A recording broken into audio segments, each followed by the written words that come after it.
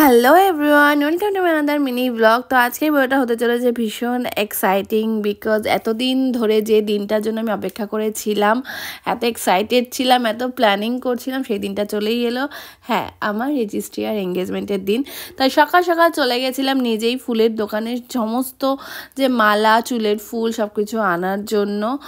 আর কেকটা আমার আনতে যাওয়ার কথা ছিল, বা জয়দীপ এসেছিলো বলে ও নিয়ে এসেছিলো। তারপর 1টার সময় চলে আসে আমার মেকআপ আর্টিস্ট রশনি, আমাকে সুন্দর করে রেডি করে দিয়েছে। দেখো তোমরা, হাতের মেহেন্দি কালারটাও দারুণ এসেছিলো।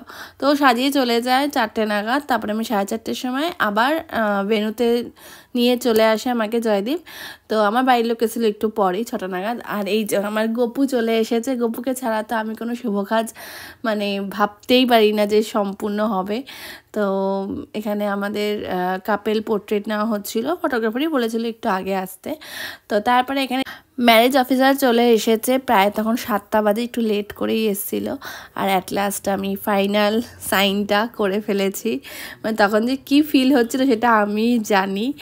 আর এখানে আমার সাক্ষী হিসেবে ছিল দাদা আর জেঠু আর বাবা ছিল জয়দীপের। তো জেঠু একটু দেরি করছিল বলে সাইন মানে পোর্টালের জন্য আমার সেটা নিয়েও ভীষণ প্যালপিটেশন হয়েছিল, বাট ভীষণ এক্সাইটেড ছিলাম। At last we are finally officially engage. Joydeep Kumar Dewan Rima বর্মনকে বৈধ স্ত্রী হিসাবে গ্রহণ করলাম।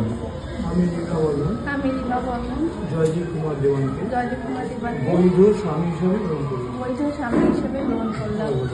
আমি রিমা। আর এই কথাগুলো বলার পরে একটা আলাদা রকমেরই ফিলিংস হচ্ছিল। মানে কতজনের কত কথা, কত জবাব, সব উত্তর দিতে পেরেছি এতদিন পরে।